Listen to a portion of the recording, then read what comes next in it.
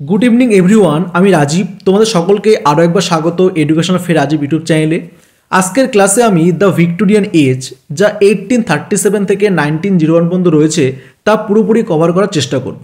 ওকে, আজকের এই ক্লাসটিতে আমি সমস্ত বিষয়গুলো কিন্তু ওয়ান লাইনের হিসেবে রেখেছি, সমস্ত নোটসগুলো রয়েছে এবং শেষে কিন্তু আমরা 20টা এমসিকিউ কোশ্চেন অ্যান্সার করব এই ভিক্টোরিয়ান এজ থেকে। ওকে, ক্লাসটা কিন্তু খুবই ইম্পর্টেন্ট রয়েছে আপকামিং এক্সামগুলোর জন্য, এবং তোমরা কিন্তু অবশ্যই ক্লাসটা প্রথম থেকে শেষ পর্যন্ত দেখবে। আশা করবো তোমাদের অনেকটা বেনিফিট হবে, বিশেষ করে যারা পিএসসি অ্যাসিস্ট্যান্ট মাস্টার এবং মিস্ট্রেসের প্রিপারেশন তাদের জন্য। ওকে, চলো তাহলে ক্লাসটি শুরু করা যাক। The Victorian age, okay, Victorian যুগ। তো এখানটা দেখো, প্রত্যেকটা বিষয় কিন্তু আমি তোমাদের কাছে খুব সুন্দর করে প্রেজেন্ট করার চেষ্টা করব। তোমরা কিন্তু খুব মনোযোগ সহকারে প্রত্যেকটা বিষয় একটু বোঝার চেষ্টা করবে। তো এই দেখো, এখানটাতে যে লেখা রয়েছে, Victorian literature is English literature during the region of Queen Victoria 1837 to 1901। দেখো, আমাদের যে এই যে ভিক্টোরিয়ান এজটা, এটা কিন্তু রানী ভিক্টোরিয়ার যে সময় এসেছিল 1837 সালে, সেই সময়তে কিন্তু শুরু হয়েছে এবং 1901 পর্যন্ত কিন্তু এই যে সময়টা সেটা কিন্তু রয়েছে আমাদের। দেখো, এরপর বলেছে the 19th century is considered by some the golden age of English literature specially for British novels. দেখো, এই যে সময়টা, এই সময় কিন্তু মানে 19 শতকের দ্বারা বিবেচনা করা হয়ে থাকে।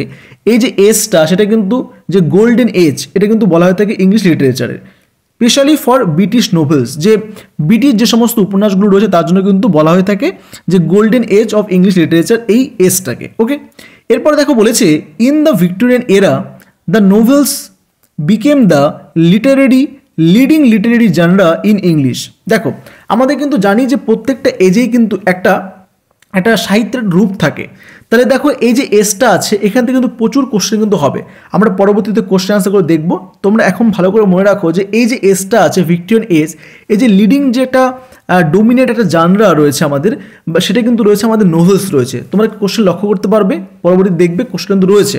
তাহলে দেখো, এই যে আমাদের রয়েছে এই সময়টাতে যে আমাদের যদি লিডিং লিটারেরি আমরা জানরার কথা বলে থাকি, তাহলে কিন্তু সেটা তোমাদের মনে রাখতে হবে নোবেলস রয়েছে। ওকে, দেখো, এরপর আরও বলেছে যে English writing from this era reflect the major transformation in most aspect of English life, from scientific, economic and technological advantages to changes in class structures and the role of religion in society. ওকে, দেখো, এই যে যুগটা আছে, যে এই যুগটা কিন্তু একটা বিশাল একটা মানে রূপান্তরের করে যুগ কিন্তু আমরা বলে থাকি, কারণ এই সময়টাতে কিন্তু প্রত্যেকটা বিষয়, ঠিক আছে, যে ইংরেজি লেখা এবং ইংরেজির যে সমস্ত দিকগুলো রয়েছে, লাইফের কথা বলেছে, জীবনের কথা বলেছে, বৈজ্ঞানিক রয়েছে, অর্থনৈতিক রয়েছে, প্রযুক্তিগত দিকগুলো, সমস্ত সমাজের কিন্তু একটা বিশাল বড় একটা আমরা পরিবর্তন লক্ষ্য করেছিলাম। এই সমস্তগুলো কিন্তু বলা রয়েছে এখানটাতে। ওকে, এরপর দেখো বলেছে the number of novels published each year. এটা কিন্তু প্রত্যেক বছর কিন্তু অজস্র সংখ্যক কিন্তু নোবেলস পাবলিশ করা হয়েছে, যে বলছে increase from 100 at the starting period to 1000 by the end of it. দেখো, যে সময় আমাদের এই যে এজটা, যেটা 1837 আমাদের স্টার্টিং হয়েছে, সে সময় কিন্তু যেটা 100-এর কথা বলেছে, এবং যে সময় এন্ড হচ্ছে, যে সে সময় কিন্তু দেখো 1000 মানে 1000-এর কাছাকাছি নোবেল কিন্তু পাবলিশ হয়ে গিয়েছে। এটা কিন্তু রয়েছে আমাদের এই সময়টাতে। ওকে, তাহলে দেখো, এই যে সময়টা কেন লিটারেরি একটা আমাদের লিডিং একটা লিটারেরি জার্নাল বলেছে এই নোবেলসটাই, কারণ এর জন্য কিন্তু রয়েছে, কারণ এখানে কিন্তু অজস্র নোবেল কিন্তু আমাদের পাবলিশ করা হয়েছে এই এজটাতে। ওকে, যার দরুন কিন্তু এই এজটাকে বলা হয় যে লিডিং লিটারেরি জার্নাল যেটা রয়েছে, সেটা কিন্তু আমাদের নোবেল রয়েছে। ঠিক আছে, novel become the leading literary journal in English of the age Victorian age. Okay, এবার দেখে নাও আমাদের কিছু ফেমাস যে সমস্ত আমাদের নোভেলিস্টগুলো রয়েছে। দেখো, এখানটাতে পয়েন্ট রয়েছে যে famous novelist from this period include Charles Dickens বলেছে। ঠিক আছে, চার্লস ডিকেন্স আমরা প্রত্যেকটা বিষয় ভালো করে দেখব। দেখো, চার্লস ডিকেন্স রয়েছে আমাদের। তারপর দেখো, উইলিয়াম ম্যাকপিস থ্যাকারে রয়েছে, আমরা প্রিভিয়াস ক্লাসগুলো ডিসকাস করেছিলাম, এই নামটার সাথে কিন্তু আমরা পরিচিত রয়েছি। ঠিক আছে, তারপরে দেখো বলেছে 3 বন্টি সিস্টার্স। এই 3 বন্টি সিস্টারের মধ্যে কিন্তু 3জন আমাদের সিস্টার্স আছে, সেগুলোর নাম কী আছে আমরা এক এক করে পরবর্তী দেখব। ওকে, তারপরে দেখো বলেছে এলিজাবেথ রয়েছে আমাদের গ্যাসকেল। ওকে, জর্জ এলিয়ট রয়েছে, যার আমাদের যে কিন্তু পেন নেম রয়েছে, এটা যার মানে আমাদের নামটা রয়েছে দেখো ম্যারি অ্যান ইভান্স, তার কিন্তু নামটা রয়েছে। ঠিক আছে, তারপর দেখো রয়েছে থমাস আচ্ছা হার্ডি রয়েছে, ওকে, অ্যান্ড রুডিয়ার্ড কিপলিং। তা দেখো এই সমস্ত আমাদের কিন্তু নোভেলিস্টগুলো রয়েছে এবং আরও অজস্র কিন্তু নোভেলিস্ট রয়েছে আমাদের এই এজটা থেকে যারা বিলং করছে। তাহলে আমি কিন্তু এই কয়টা নামই এখানে রেখেছি যারা উল্লেখযোগ্য রয়েছে আমাদের এই এজটার পার্সপেক্টিভে, ওকে। এটা কিন্তু রয়েছে এইখানটাতে, ওকে, বুঝতে পারলে। এরপরে দেখো যেটা রয়েছে আমাদের এখানটাতে, এরপর আমরা এক এক করে সমস্ত নোভেলিস্টগুলো সম্পর্কে জানবো। দেখো প্রথমে আমরা যার সম্পর্কে জানবো তা কিন্তু রয়েছে আমাদের চার্লস ডিকেন্স। তোমরা দেখতে পাচ্ছ, দেখো চার্লস ডিকেন্স কিন্তু 1812 থেকে 1870 এই যে এজটা আছে বা এই যে সময়টা আছে সেই সময়ের মধ্যে কিন্তু বিলং করতো আমাদের Charles Dickens.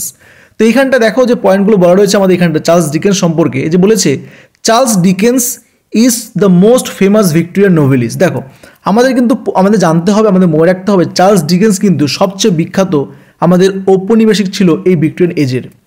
Dickens became extraordinary popular in his day and remains one of the most popular and read authors of the world.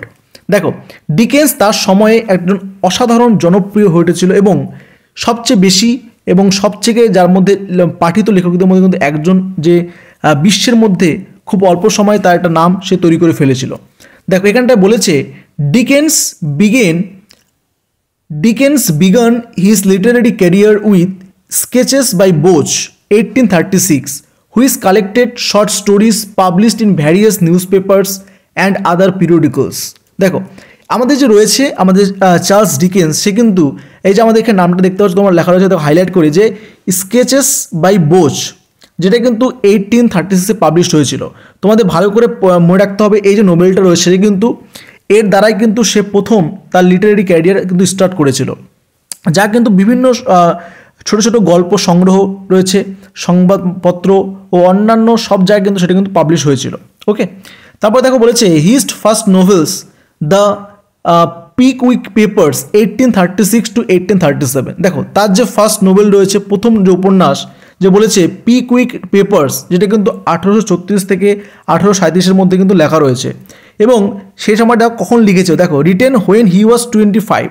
সে যখন 25 এজ থেকে বিলং করছে সেই সময় কিন্তু সে পিকউইক পেপারটা কিন্তু লিখেছে, বোঝা গেল। এরপর দেখো আরও বলেছে এখানটা যে his most important works include, তার যে সমস্ত উল্লেখযোগ্য কাজগুলো রয়েছে তার মধ্যে দেখো একটা বলেছে অলিভার টুইস্ট 1837 to 1839, ওকে।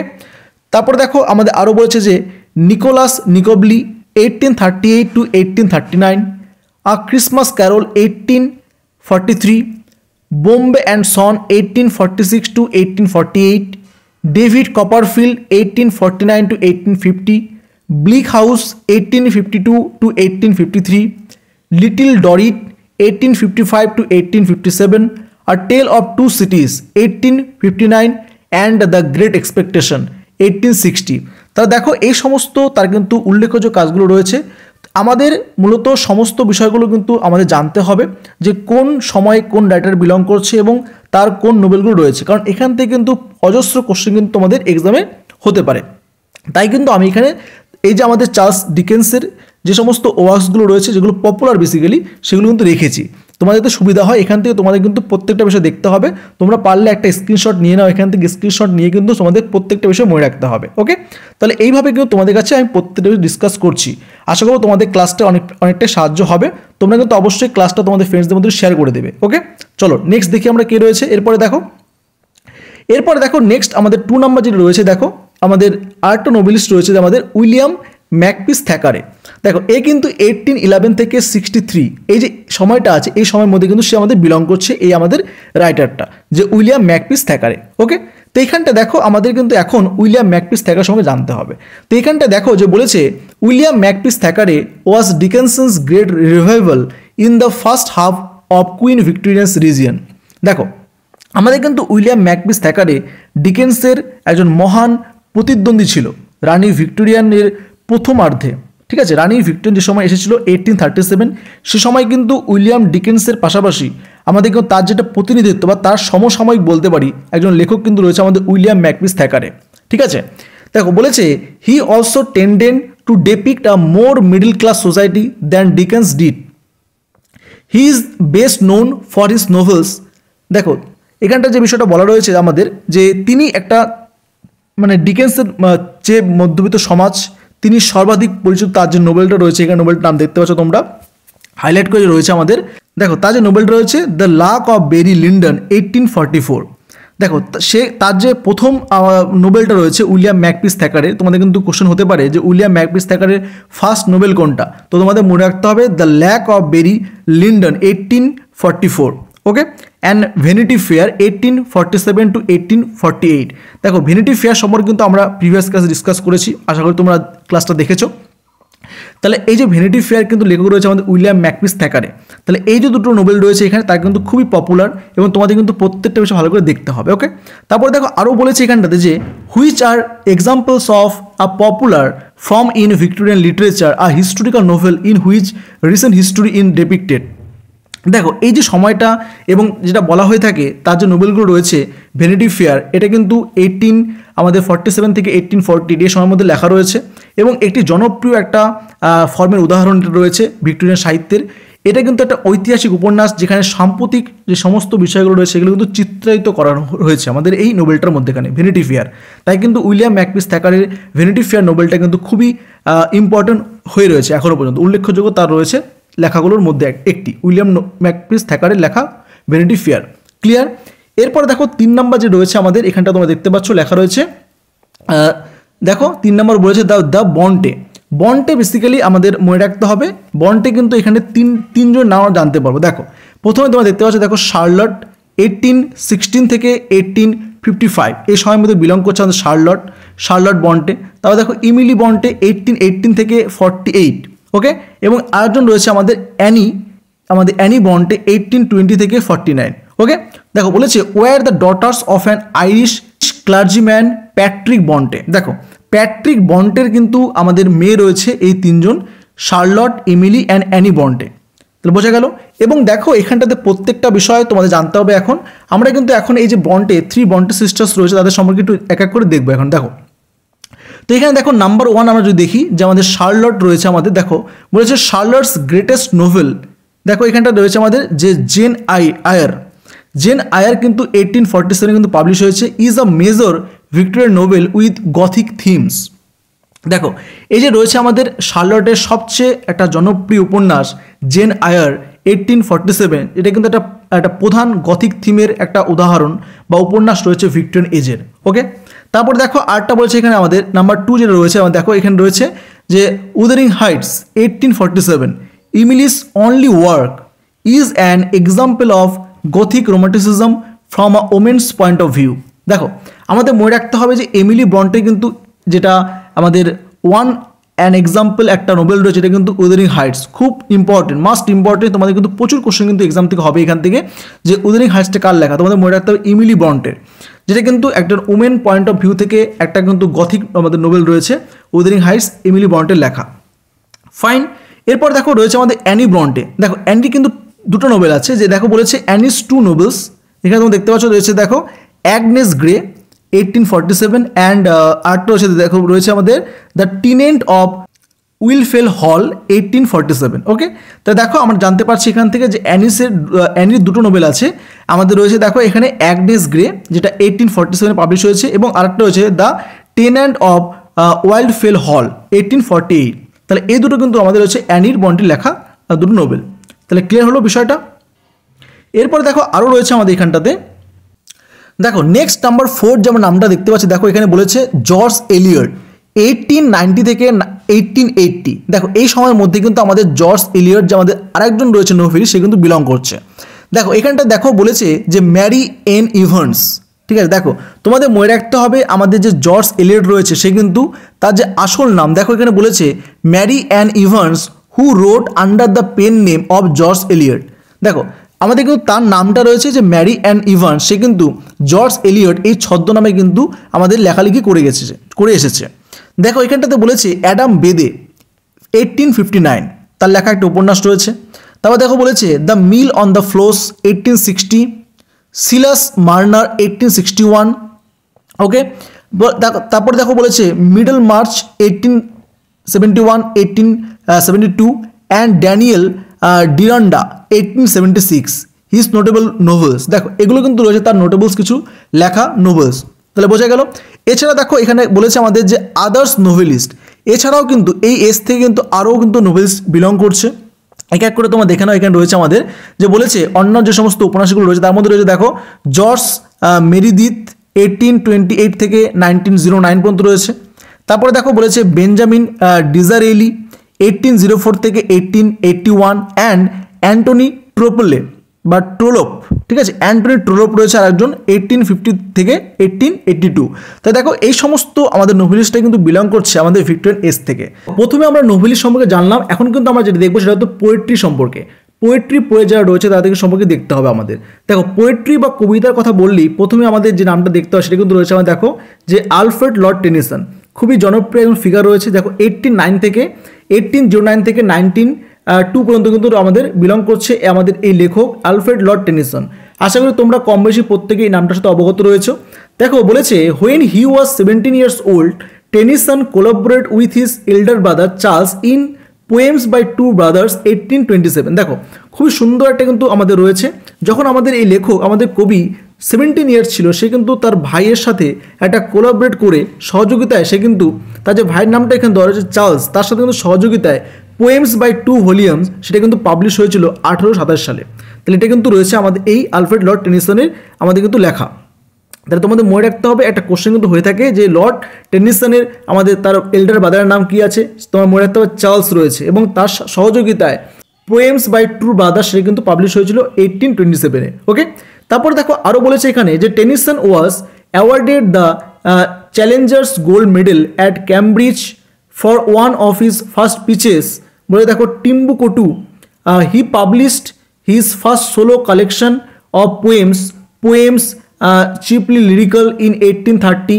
ওকে, তারপর দেখো আরও বলেছে এখানে যে ক্যারিবল and Mariana which remain some of Tennyson's most celebrated poems were included in his volume. দেখো এখানটা যে সমস্ত বিষয়গুলো বলা রয়েছে যে আমাদের এই যে লেখক রয়েছে সে কিন্তু একটা চ্যালেঞ্জার স্বর্ণপদক দেওয়া হয়েছিল ক্যামব্রিজ, তার যে প্রথম টুকরোগুলো রয়েছে দেখো এখানে বলেছে যে ফার্স্ট আমাদের পিসেস রয়েছে যেগুলো বলেছে টিম্বুকটু তার জন্য কিন্তু রয়েছে। তিনি প্রকাশ করেছেন তার প্রথম একক কবিতা যেগুলো সংকলন রয়েছে 1830 সালে, প্রধানত যেটা লিরিক্যাল বলেছে 1837 যে ক্যারিবল এবং মারিনা, ঠিক আছে, যা টেনিসনের সবচেয়ে বিখ্যাত কিছু কবিতা ছিল এই ভলিউমের অন্তর্ভুক্ত। তাহলে বোঝা গেল। এরপরে দেখো টেনিসন সম্পর্কে আমাদের আরও কিছু বিষয় এখানে দেখতে হবে, যে সমস্ত পয়েন্টগুলো রয়েছে তোমরা দেখে নাও এক এক করে। যে বলেছে এখানে যে Tennyson's also focused on shorts lyrics such as break break break. Okay, তারপর দেখো বলেছে the Charge of the Light Brigade, Tears Idle Tears and Crossing the Bar. Much of his verse was based on the classical mythological themes such as Ulysses. The Lotus Eaters in memorable AHAs was written to commemorate his friend Arthur Hallam, a fellow poet and student at Trinity College, Cambridge. After he died at a stroke at the age of 22, Tennyson also wrote notable blank verse including Idyll of Kings, Ulysses and Tithonus. During his career, Tennyson attempted drama, but his plays enjoyed little success. তো দেখো যে সমস্ত বিষয়গুলো এখানে বলা রয়েছে আমাদের মনে রাখতে হবে। আমরা কিন্তু প্রিভিয়াস ক্লাসেই যে আমরা দেখেছিলাম যে ব্রেক ব্রেক ব্রেক এটা কিন্তু আমাদের একটা পোয়েম রয়েছে, এটা কিন্তু টেনিসনের লেখা। তাহলে এই যে পোয়েমটা আছে সে কিন্তু তার যে আমরা দেখেছিলাম যে আর্থার হালাম তার নামে তার যে একটা ফ্রেন্ড আছে সে কিন্তু অ্যাট দ্য এজ অফ 22 সে কিন্তু একটা স্ট্রোকের কারণে মারা গিয়েছে, ঠিক আছে, আমরা ব্রেন হ্যামারেজটা দেখেছিলাম। ব্রেন হ্যামারেজের কারণে সে কিন্তু মারা গিয়েছে অ্যাট দ্য এজ অফ 22। সে কিন্তু সমস্ত তার কবিতাগুলো বেসিক্যালি ব্রেক ব্রেক ব্রেক তা কিন্তু উৎসর্গ করেছিল এই তার পোয়েমটা। এটা কিন্তু আমার সম্পর্কে প্রিভিয়াস ক্লাসে জেনেছিলাম, ঠিক আছে। এখানটা দেখো এছাড়াও কিন্তু তার যে সমস্ত রয়েছে আমাদের ইউলিসিস রয়েছে, খুবই সুন্দর একটা আমাদের পোয়েম রয়েছে ইউলিসিস। তোমাদের এই টেক্সটে হয়তো আছে ইউলিসিসটা, পরবর্তীতে আমি ইউলিসিসটা ডিসকাস করে দেবো, ঠিক আছে। তারপরে টিথোনাস রয়েছে, এই সমস্তগুলো রয়েছে। তার ক্যারিয়ারের সময় টেনিসন নাটকের চেষ্টা কিন্তু করেছিল। দেখো বলেছে during his career Tennyson attempt drama, সে কিন্তু ড্রামার চেষ্টাও করেছিল কিন্তু তার নাটকগুলি খুবই কম সফল হয়েছিল, ঠিক আছে। ড্রামাগুলো কিন্তু খুব একটা তার পপুলার কিন্তু পায়নি, ঠিক আছে। এটা কিন্তু রয়েছে আমাদের টেনিসন সম্পর্কে। এরপরে দেখো আমাদের দেখতে হবে নেক্সট নাম্বার 2 যেটা রয়েছে আমাদের দেখো টেনিসন সম্পর্কে দেখতে হলে পাশাপাশি আমাদের কিন্তু রবার্ট ব্রাউনিং সম্পর্কে জানতে হবে, ঠিক আছে। দেখো রবার্ট ব্রাউনিং কিন্তু একই রকমভাবেই আমাদের এই সময়টাতে বিলং করছে। দেখো বলেছে রবার্ট ব্রাউনিং 1812 to 1889 এই সময়ের মধ্যে কিন্তু রবার্ট ব্রাউনিং রয়েছে আমাদের। বলেছে দেখো his first work on any importance is Pauline 1833 which shows very strongly the influence of Shelley whom at this period Browning held in great reverence. Okay, দেখো আমাদের কিন্তু ব্রাউনিং কিন্তু খুবই গুরুত্বপূর্ণ লেখক রয়েছে আমাদের টেনিসনের পাশাপাশি।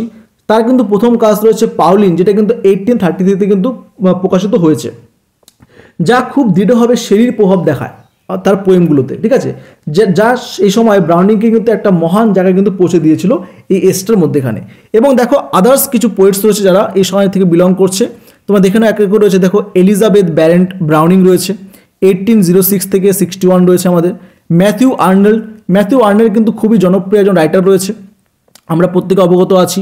ঠিক আছে, ম্যাথিউ আর্নেল্ড সম্পর্কে তার কিন্তু কালচার অ্যান্ড এনার্জি নামে কিন্তু একটা আমাদের ওয়ার্ক রয়েছে, যেটা কিন্তু ইকোনমিক বেস, খুবই পপুলার। তোমরা কোশ্চেন দেখতে পেরেছো, তোমরা কোশ্চেন ডিসকাস করে দিয়েছিলাম প্রিভিয়াস ক্লাসগুলোতে। ঠিক আছে, তারপরে দেখো যে কিন্তু রয়েছে দেখো 1822 থেকে 1808 এই সময়ের মধ্যে সে বিলং করছে আমাদের ম্যাথিউ আর্নল্ড। ওকে, তারপরে দেখো এখানে আমাদের বলেছে দেখো এখানটা দেখো একটুখানি প্রিন্টিং মিস্টেক হয়েছে। ঠিক আছে, এখানে কিন্তু হেনরি ওয়ার্ডসওয়ার্থ লংফিলো রয়েছে আমাদের নামটা, যে কিন্তু 1807 থেকে 1820 পর্যন্ত বিলং করছে। তারপর দেখো ক্রিস্টিনা জর্জিয়া রসেটি রয়েছে, যে 1830 থেকে 94 বিলং করছে।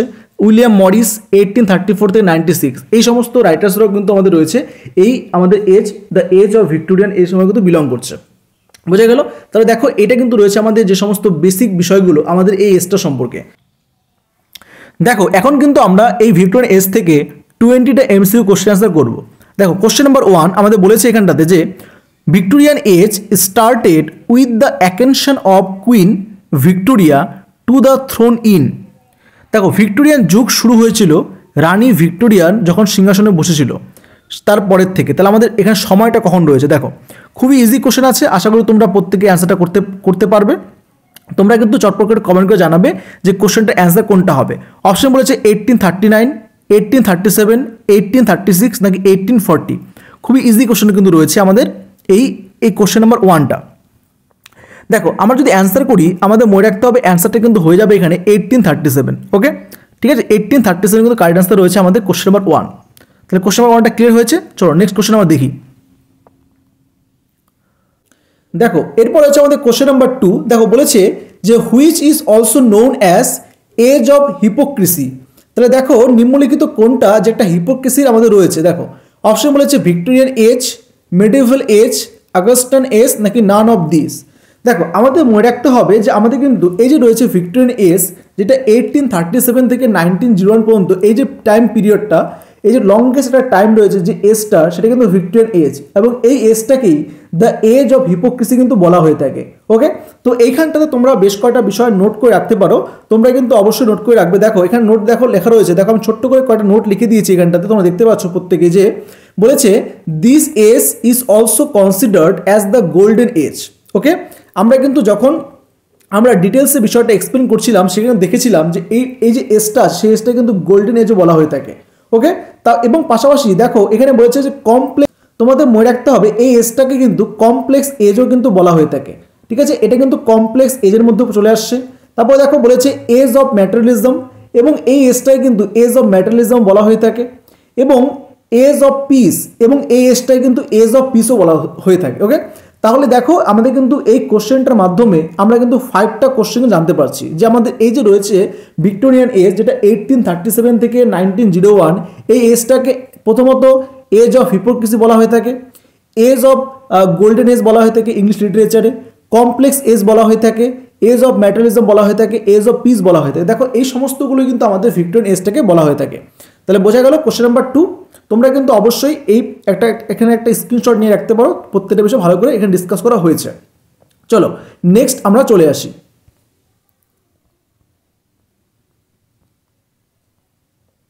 দেখো এরপর হচ্ছে নেক্সট কোশ্চেন নাম্বার 3, বলেছে কুইন ভিক্টোরিয়া সাকসিড হার আঙ্কেল।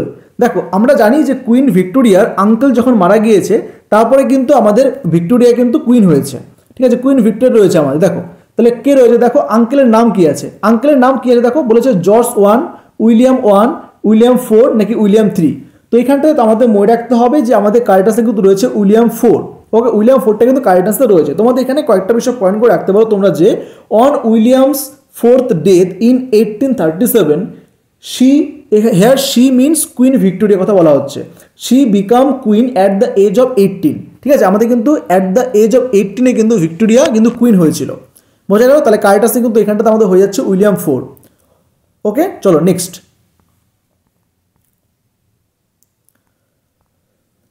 এরপর দেখো নেক্সট কোশ্চেন নাম্বার 4 বলেছে Victoria age ended in 1901 with the death of. এখানে দেখো ডেথ স্পেলিংটা একটু প্রিন্টিং মিস্টেক হয়েছে, এখানে ডেথ স্পেলিংটা কিন্তু আমাদের একটু ভুল আছে। ঠিক আছে, দেখো ডেথ DEATH এটা কিন্তু ডেথ স্পেলিংটা হতো। তো আমাদের মনে রাখতে হবে যে আমাদের কিন্তু কুইন ভিক্টোরিয়া মারা যাওয়ার পরে কিন্তু এই যে এজটা আছে, একটা লংগেস্ট একটা টাইম, লংগেস্ট একটা পিরিয়ড যে রয়েছে ভিক্টোরিয়ান এজ, সেটা কিন্তু এন্ড হয়েছে। তাহলে কারেক্ট আনসার কিন্তু আমাদের এখানে কুইন ভিক্টোরিয়া করতে হবে। অপশন নাম্বার ডি যেখানে রয়েছে, বোঝা গেল? এখানে কিন্তু কারেক্ট আনসার করতে হবে আমাদের অপশন নাম্বার ডি যেখানে রয়েছে কুইন ভিক্টোরিয়া। ক্লিয়ার হলো? চলো নেক্সট কোশ্চেন নাম্বার 5। দেখো এরপর কোশ্চেন নাম্বার 5 আমাদের বলেছে যে what was the dominant literary form of the Victorian age. দেখো আমরা কিন্তু এই বিষয়টা কিন্তু যখন ডিসকাশন করা হচ্ছিল আমাদের ডিটেলসে ভিক্টোরিয়ান এজ সম্পর্কে জানছিলাম আমরা, সেই সময় কিন্তু ডিসকাস করেছিলাম আমি বিষয়টা। দেখো বলেছে নোবেল, পোয়েট্রি, প্রোস নাকি ড্রামা। খুব সুন্দর একটা কোশ্চেন সেট করা হয়েছে এখানে। তো আমাদের মনে রাখতে হবে যে ডোমিনেন্ট লিটারারি ফর্ম বা ডোমিনেন্ট লিটারারি জানরা যেটা বলি না কেন, আমাদের কিন্তু কারেক্ট আনসার করতে হবে এখানে নোবেল। ভিক্টোরিয়ান এজ কিন্তু আমাদের নোবেল কিন্তু কারেক্ট আনসার করতে হবে এখানটাতে। বোঝা গেল? চলো নেক্সট। এরপর দেখো কোশ্চেন নাম্বার 6 বলেছে Alfred Tennyson and his elder brother Charles jointly published a collection of poems. দেখো অপশন বলেছে poems by true brothers, poems is by twins, poems by younger and elder brother, poems for parents. দেখো খুব সুন্দর একটা question রয়েছে এখানটাতে। দেখো আমরা কিন্তু ডিসকাস করেছি এটা যখন আমরা আলফ্রেড লর্ড টেনিসনের সঙ্গে জানছিলাম, সেটা কিন্তু খুব সুন্দরভাবে প্রত্যেকে ডিসকাস করেছিলাম এখানে। আশা করি তোমরা প্রত্যেকে অ্যান্সারটা করতে পারবে। তোমরা কি চটপট করে অ্যান্সার করে জানাবে যে এখানে আমাদের অ্যান্সার কোনটা হচ্ছে এই চারটা অপশনের মধ্যে থেকে। তো দেখো এখানে কিন্তু আমাদের মনে রাখতে হবে যে আমাদের যে অ্যালফ্রেড টেনিসন সে কিন্তু অ্যাট দ্য এজ অফ 17 সে কিন্তু তার যে ব্রাদার আছে চার্লস, তার সাথে কিন্তু একটা জয়েন্টলি একটা কালেকশন একটা পোয়েমস পাবলিশ করে, সেটা কিন্তু রয়েছে আমাদের পোয়েমস বাই ট্রু ব্রাদার্স। এটা কিন্তু কারেক্ট আনসার করতে হবে এখানে, পোয়েমস বাই ট্রু ব্রাদার্স। ওকে, তাহলে এখানে কিন্তু 6 নম্বর কোশ্চেনে আমাদের অ্যান্সার হয়ে গেল অপশন নাম্বার এ। তাহলে বুঝতে পারলে বিষয়টা। চলো নেক্সট চলে আসি আমরা। দেখো নেক্সট কোশ্চেন নাম্বার 7টি আমাদের বলেছে এখানটাতে যে when did the poems by true brothers appear. দেখো এই যে আমাদের রয়েছে পোয়েমস বাই ট্রু ব্রাদার্স, সেটা কোন সময় আমাদের মূলত পাবলিশ করা হয়েছে সেটা কিন্তু বলা হয়েছে এখানে। দেখো অপশন বলেছে 1847, 1837, 1827 নাকি 1817। খুব সুন্দর একটা কোশ্চেন সেট করা হয়েছে এখানটাতে। তো এখানে দেখো আমাদের মনে রাখতে হবে এই যে পোয়েমটা আছে যে পোয়েমস বাই ট্রু ব্রাদার্স, এটা কিন্তু পাবলিশ হয়েছিল। তো এখানটাতে কারেক্ট আনসার করতে হবে আমাদের 1827। ঠিক আছে, 1827 কিন্তু কারেক্ট আনসার করতে হবে যে পোয়েমস বাই ট্রু ব্রাদার্স এটা কিন্তু 1827 কিন্তু পাবলিশ হয়েছিল। তাহলে বোঝা গেল বিষয়টা। চলো নেক্সট কোশ্চেন আমরা দেখি। দেখো এরপর রয়েছে আমাদের নেক্সট কোশ্চেন নাম্বার 8 বলেছে হু রোট দ্য ফ্যালকন। যে ফ্যালকন কে লিখেছেন? অপশন দেখো বলেছে আলফ্রেড টেনিসন, তারপরে দেখো বলেছে রবার্ট ব্রাউনিং, WB ইয়েটস নাকি জন কিটস। দেখো খুব সুন্দর একটা কোশ্চেন রয়েছে এখানটাতে। তো আমাদের মনে রাখতে হবে এই যে আমাদের রয়েছে দ্য ফ্যালকন, এটা কিন্তু লিখেছে আমাদের যে রয়েছে কবি অ্যালফ্রেড টেনিসন। এটা কিন্তু কারেক্ট আনসার করতে হবে এখানটাতে। ঠিক আছে, অ্যালফ্রেড টেনিসন কিন্তু কারেক্ট আনসার হয়ে যাচ্ছে কোশ্চেন নাম্বার 8। তাহলে বোঝা গেল। চলো নেক্সট কোশ্চেন আমরা দেখি। নেক্সট কোশ্চেন নাম্বার 9 বলেছে literary years from 1820 to 1832 are called. ঠিক আছে, দেখো বলেছে 1820 থেকে 1832 সাল পর্যন্ত সাহিত্যের এই যে বছর, এটাকে কি বলা হয়ে থাকে? অপশন দেখো বলেছে রিচ, পরটা বলেছে ব্যারেন, ক্লাসিক্যাল নাকি মডার্ন। কোনটা কারেক্ট আনসার হবে এখানে? তো চারটা অপশনের মধ্যে থেকে বলো। এখানে কিন্তু কারেক্ট আনসার করতে হবে আমাদের যে অপশন নাম্বার বি রয়েছে ব্যারেন। এই ব্যারেনটা কিন্তু কারেক্ট আনসার হয়ে যাচ্ছে এখানে, যে literary years from 1820 to 1832 are called barren. Okay, চলো next question. Next question number 10 বলেছে এখানে দেখো আমাদের যে ডিকনসন। দেখো এখানে নেক্সট কোশ্চেন নাম্বার 10 বলেছে আমাদের যে Dickens earliest work sketch by Boz was written in. দেখো sketch by Boz was written in. দেখো আমরা কিন্তু বিষয়টা আমরা কিন্তু যখন এই চার্লস ডিকেন্স সম্পর্কে যখন ডিসকাস করছিলাম সেটা কিন্তু খুব সুন্দরভাবে ডিসকাস করা হয়েছে। আশা করি তোমরা অ্যান্সারটা করতে পারবে, তোমরা কিন্তু চটপট করে অ্যান্সারটা কমেন্ট করে জানাবে, ঠিক আছে। দেখো অপশন বলেছে আমাদের 1820, 1824, 1830 নাকি 1832। তাহলে কোনটা কারেক্ট আনসার হবে এখানটা? দেখো আমাদের মনে রাখতে হবে যে চার্লস ডিকেন্সের যে রয়েছে স্কেচেস বাই বোস, এটা কিন্তু 1832 কিন্তু পাবলিশ করা হয়েছিল। তাহলে কারেক্ট আনসার কিন্তু হয়ে যাচ্ছে এখানে অপশন নাম্বার ডি। তাহলে বোঝা গেল স্কেচেস বাই বোস এটা কিন্তু 1832 কিন্তু পাবলিশ করা হয়েছিল। তাহলে correct answer option number D হয়ে যাচ্ছে এখানে। কোশ্চেন নাম্বার 10 ক্লিয়ার হলো। কোশ্চেন নাম্বার 10, চলো নেক্সট কোশ্চেন নাম্বার 11 দেখি আমরা। দেখো নেক্সট কোশ্চেন নাম্বার 11 বলেছে Victorian period is divided dash parts. Okay, দেখো আমাদের যে রয়েছে এই যে ভিক্টোরিয়ান এজটা সেটা কয় ভাগে ভাগ করা হয়েছে? অপশন দেখো বলেছে 2, 3, 4 নাকি 5। দেখো আমাদের মনে রাখতে হবে যে ভিক্টোরিয়ান এজ যে রয়েছে 1837 টু 1901, 1900 এটা কিন্তু আমাদের 2 পার্টে কিন্তু ডিভাইড করা হয়েছে, ঠিক আছে। Victorian age is divided 2 parts. মনে রাখতে হবে আর্লি ভিক্টোরিয়ান পিরিয়ড যেটা 1832 থেকে 1870 এর মধ্যে রয়েছে, এবং আরেকটি হচ্ছে লেটার ভিক্টোরিয়ান পিরিয়ড যেটা কিন্তু 1870 থেকে 1901 এই সময়ের মধ্যে কিন্তু রয়েছে আমাদের এই দুটো পিরিয়ড। তাহলে বোঝা গেল। দেখো নেক্সট কোশ্চেন চলে আসি। দেখো নেক্সট কোশ্চেন নাম্বার 12 বলেছে আমাদের এখানটাতে যে early Victorian periods is also known as. তাহলে আমরা কি বললাম যে আর্লি ভিক্টোরিয়ান এজটা কোন সময়ের মধ্যে রয়েছে? তোমরা একটু কমেন্ট করে জানাবে তো কোনটা হবে কারেক্ট আনসার এখানে দেখি। দেখো অপশন বলেছে ডাল টাইম, ফ্রি টেট, বোথ নাকি অনলি এ। ওকে, দেখো আমাদের যে রয়েছে যে আর্লি ভিক্টোরিয়ান এই যে সময়টা সেটা অন্য কি নামে পরিচিত? তো এইখানটাতে আমাদের মনে রাখতে হবে যে কারেক্ট অ্যান্সার যেটা হয়ে সেটা কিন্তু হয়ে যাচ্ছে ফ্রি টেট। অপশন বি কিন্তু এখানে কারেক্ট আনসার করতে হবে আমাদের। ফ্রি টেট কিন্তু কারেক্ট আনসার হয়ে যাবে যে early Victorian period is also known as free TET. তাহলে ক্লিয়ার হলো কোশ্চেন নাম্বার 12। চলো নেক্সট কোশ্চেন আমরা দেখি। দেখো নেক্সট কোশ্চেন নাম্বার 13 বলেছে who was the representative poet of the Victorian age. Okay, Victorian যুগের প্রতিনিধি কবি কে ছিলেন? অপশন দেখো বলেছে Robert Browning, Alfred Tennyson, Rossetti, Swinburne. তাহলে কোনটা কারেক্ট আনসার হবে? দেখো এখানটাতে দেখো আমাদের কিন্তু মনে রাখতে হবে এখানটাতে কারেক্ট আনসার হয়ে যাচ্ছে আলফ্রেড টেনিসন। আলফ্রেড টেনিসন কিন্তু কারেক্ট আনসার করতে হবে। Alfred Tennyson was the representative poet of the Victorian age. Okay, চলো নেক্সট। দেখো নেক্সট কোশ্চেন নাম্বার 14 বলেছে প্রিন্সিপালস অফ পলিটিক্যাল ইকোনমি, রাজনৈতিক অর্থনীতির নীতি ইজ রিটেন বাই। যে এই যে আমাদের রয়েছে প্রিন্সিপাল অফ পলিটিক্যাল ইকোনমি সেটা কে লিখেছে? অপশন দেখো বলেছে থমাস ক্লাইল, আলফ্রেড টেনিসন, জন স্টুয়ার্ট মিল নাকি নান অফ দিস, নাকি কেউই নয়। তাহলে কে লিখেছে আমাদের এই প্রিন্সিপাল অফ পলিটিক্যাল ইকোনমি এই যে রয়েছে আমাদের ওয়ার্কটা, এটা কে লিখেছে? এখানে কিন্তু কারেক্ট আনসার করতে হবে আমাদের জন স্টুয়ার্ট মিল। এটা কিন্তু কারেক্ট আনসার হয়ে যাচ্ছে এখানে। তোমাদের মনে রাখতে হবে প্রিন্সিপালস অফ পলিটিক্যাল ইকোনমি লিখেছে আমাদের জন স্টুয়ার্ট মিল। তাহলে বোঝা গেল। চলো নেক্সট কোশ্চেন চলে আসি আমরা। দেখো নেক্সট কোশ্চেন নাম্বার 15 বলেছে the novel Desperate Remedies is written by. তাহলে দেখো আমাদের রয়েছে ডেসপারেট আমাদের রেমিডিজ যেটা নোবেল রয়েছে সেটা কে লিখেছে? George Eliot, George Bernard Shaw, Charles Dickens, Thomas Hardy. তাহলে কে কারেক্ট আনসার হবে এখানে? আমাদের মনে রাখতে হবে এখানে কিন্তু কারেক্ট আনসার করতে হবে থমাস হার্ডি। আমাদের মনে রাখতে হবে থমাস হার্ডি কিন্তু লেখা রয়েছে একটা নোবেল ডেসপারেট রেমিডিজ। ওকে, তাহলে কারেক্ট আনসার অপশন ডি এখানে হয়ে যাচ্ছে কোশ্চেন নাম্বার 15। তাহলে কোশ্চেন নাম্বার 15 ক্লিয়ার হলো। চলো নেক্সট কোশ্চেন আমরা দেখি। দেখো এরপর আমাদের রয়েছে কোশ্চেন নাম্বার 16 বলেছে to whom can we call the last of the great ভিক্টোরিয়ানস।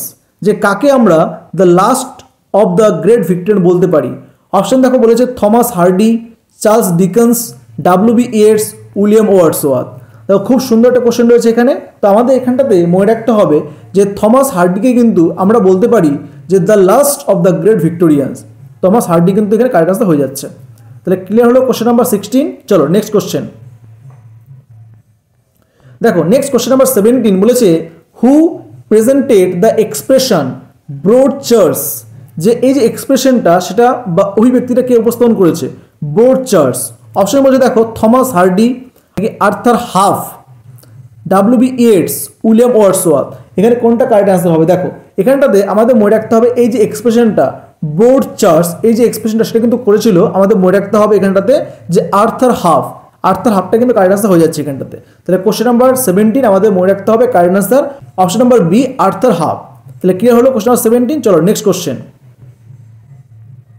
দেখো। এরপর আমাদের রয়েছে নেক্সট কোশ্চেন নাম্বার 18 বলেছে যে লাইসেন্স ফেয়ার মিনস, ঠিক আছে, লাইসেন্স ফেয়ার এর মানেটা কি আছে দেখো। লাইসেন্স ফেয়ার মিনস অপশন দেখো বলেছে ফ্রি, ফ্রিডম, ফ্রি ট্রেড নাকি গিভিং টাইম। তাই এই চারটা অপশনের মধ্যে কোনটা কারেক্ট আনসার হবে এখানে দেখো। তো আমাদের মনে রাখতে হবে লাইসেন্স ফেয়ার এর মানে কিন্তু যেটা হয়ে যাচ্ছে কারেক্ট আনসার এখানে অপশন নাম্বার সি, যেখানে রয়েছে আমাদের ফ্রি ট্রেড। ফ্রি ট্রেডটা কিন্তু কারেক্ট আনসার করতে হবে এখানটাতে, বোঝা গেল। চলো নেক্সট চলে আসি আমরা দেখো। এরপর নেক্সট আমাদের রয়েছে কোশ্চেন নাম্বার 19 বলেছে কালচার অ্যান্ড অ্যানার্কি। কালচার মানে কিন্তু আমাদের মনে রাখতে হবে সংস্কৃতি এবং অ্যানার্কি মানে কিন্তু নৈরাজ্য। তাহলে দেখো culture and anarchy is a prose work written by. দেখো এই কোশ্চেনটা কিন্তু আমরা প্রিভিয়াস ক্লাসে ডিসকাস করেছিলাম, আশা করি তোমরা ক্লাসগুলো দেখেছো। তোমরা কিন্তু চটপট করে অ্যান্সার করে জানাবে যে আমাদের এই যে কোশ্চেন নাম্বার 19 রয়েছে যে কালচার অ্যান্ড অ্যানার্কি এই যে প্রোস ওয়ার্কটা সেটা কে লিখেছে। অপশন দেখো বলেছে Matthew Arnold, George Bernard Shaw, Charles Dickens নাকি থমাস হার্ডি। তোমরা চটপট করে কমেন্ট করে জানাও এই চারটা অপশনের মধ্যে কোনটা কারেক্ট আনসার হবে এখানটাতে। তো দেখো এখানটাতে আমাদের মনে রাখতে হবে যে ম্যাথিউ আর্নল্ড কিন্তু কারেক্ট আনসার হয়ে যাচ্ছে এখানটাতে। যে আমাদের মনে রাখতে হবে এখানে কালচার অ্যান্ড অ্যানার্কি সংস্কৃতি এবং নৈরাজ্য এই যে আমাদের একটা ওয়ার্ক পোস্ট ওয়ার্ক যেটা কিন্তু করেছে ম্যাথিউ আর্নল্ড, ঠিক আছে। চলো নেক্সট চলে আসি আমাদের কোশ্চেন নাম্বার 20-তে। দেখো কোশ্চেন নাম্বার 20 আমাদের বলেছে who wrote the Wuthering Heights, ঠিক আছে। দেখো উদারিং হাইটসটা কে লিখেছে। এই কোশ্চেনটা কিন্তু আমরা প্রিভিয়াস ক্লাস ডিসকাস করেছি, আশা করি তোমরা ক্লাসগুলো দেখেছো। তোমরা কিন্তু চটপট করে কমেন্ট করে জানাবে যে এই চারটা অপশন মধ্যে কোনটা কারেক্ট আনসার হচ্ছে এখানটা। দেখো অপশন দেখো বলেছে Anne Bronte, George Bernard Shaw, Emily Bronte নাকি শার্লট ব্রন্টে। তাহলে কোনটা কারেক্ট আনসার হবে এখানে তোমরা চটপট করে কমেন্ট করে জানাবে যে কোশ্চেন নাম্বার 20 আমাদের রয়েছে উদারিং হাইটস, এটা কে লিখেছে এই চারটা অপশনের মধ্যে থেকে। তো দেখো এখানে কিন্তু আমাদের কারেক্ট আনসারটা করতে হবে ইমিলি ব্রন্টে, যে অপশন নাম্বার সি রয়েছে ইমিলি ব্রন্টে। এই ইমিলি ব্রন্টেরই কিন্তু লেখা আমাদের রয়েছে উদারিং হাইটস, যেটা কিন্তু 1847 কিন্তু পাবলিশ হয়েছিল। Is a unique in English literature, ঠিক আছে। এই জন্য কিন্তু ইমিলি ব্রন্টে কিন্তু একটা যে প্রাচুর্য এবং লেখার প্রতি তার যে একটা স্টাইল সেটা কিন্তু আমাদের লক্ষ্য করেছিলাম, ঠিক আছে। আমাদের কিন্তু আজকের ক্লাসটা এই কোশ্চেন নাম্বার 20 পর্যন্ত রয়েছে। তো তোমাদের ক্লাসটা কেমন লাগলো অবশ্যই কিন্তু কমেন্ট করে জানাবে। তোমরা কিন্তু অবশ্যই ক্লাসটা তোমাদের ফ্রেন্ডসদের মধ্যে শেয়ার করে দেবে যাতে তারাও ক্লাসগুলো দেখে একটু উপকৃত হতে পারে। এবং আজকে এই পর্যন্তই, ভিডিওটি শেষ পর্যন্ত দেখার জন্য অসংখ্য ধন্যবাদ।